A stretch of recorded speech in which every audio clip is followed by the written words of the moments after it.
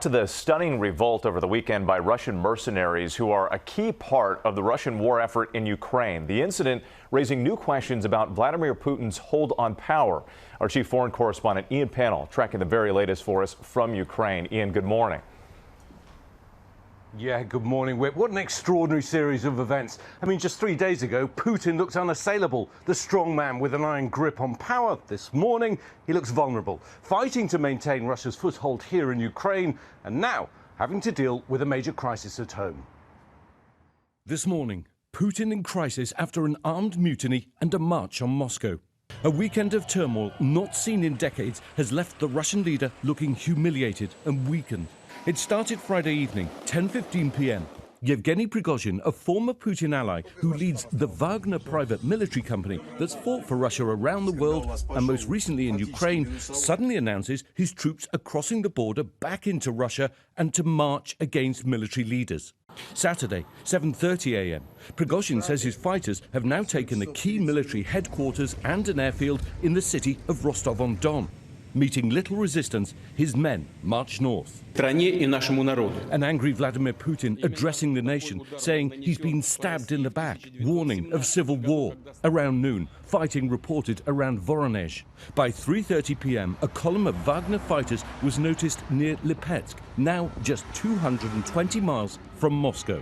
At 8:29 p.m., the rebels just around 130 miles from Moscow, where defenses are being dug, when Prigozhin suddenly announces a halt, saying he's turning back to avoid bloodshed, even though a number have already died along the way.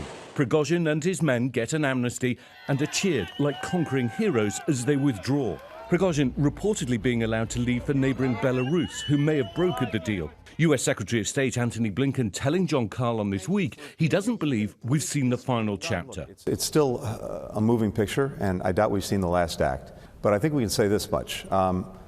First, we've seen some very serious cracks emerge. Overnight, Russia's beleaguered Defense Minister Shoigu apparently making his first public appearance, touring the battlefields in occupied Ukraine, although the official Russian video doesn't reveal where he actually is. And on the ground, the Ukrainians claiming to make some advances in their counter-offensive in the south and seen here in the east amidst intense fighting.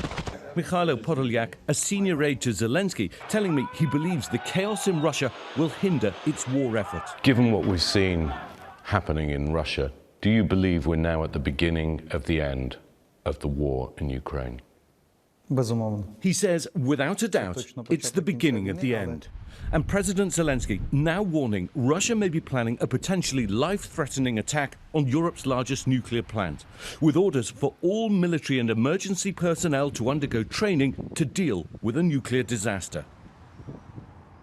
Well, so many questions this morning. How damaged is Putin, and what does this mean for the war here in Ukraine? Where's Prigozhin, and what's he planning? I think the Wagner leader hasn't been seen since Saturday, and this morning, the Russian newspaper Kommersant Daily reporting that the mutiny charges against him have not actually been closed. I think we're unlikely to have heard the last of Prigozhin, and for Putin, unlikely to have seen the end of this crisis. Lindsay? Such a precarious time, Ian. Thank you. And for more on how the Biden administration is responding to the turmoil in Russia, let's go to our chief White House correspondent, Mary Bruce. Good morning, Mary. Good morning, Lindsay. Yeah, the president has been busy working the phones, reaching out to allied leaders and speaking with Ukrainian President Zelensky. Biden spent the weekend huddling with his national security advisor, receiving constant updates as the administration is still trying to figure out what exactly happened here. What are the terms of this deal that led Prigozhin to call off his march on Moscow? There is no question, though, that the White House feels this has left Putin weakened and vulnerable, and that Ukraine should try and take advantage of it. You heard Secretary of State Blinken there saying it shows cracks in Putin's power, and the White House is now doubling down on its resolve to help Ukraine in this fight. But there are very real concerns about what comes next here, whether Putin could take increasingly drastic measures to try and keep his grip on power. Michael? All right, thank you, Mary. And joining us now is our ABC News contributor, former State Department and Pentagon official, Steve Ganyard. Steve, thank you for joining us this morning. And as we heard, President Zelensky is sounding the alarm about Russia taking steps to potentially sabotage a nuclear facility in Ukraine. Could Russia do that? They could, Michael. They have the means. They may not have the motive yet. So they certainly have the engineering capability. They've held this power plant for a long time. What they may be doing is wiring the plant to create a nuclear incident. And it would be something that Putin would keep in his pocket if there was some sort of catastrophic Ukrainian breakthrough in the front lines. Perhaps he could blow up this power plant. But interestingly, if you look at the prevailing winds, if the Russians did that, most of the year they blow either towards the east or towards the south. So that fallout would theoretically come right back onto Russian troops and potentially Crimea. Yeah, and Secretary of State Blinken said on this week that real cracks are emerging in Russia's leadership. Is Putin's power at risk?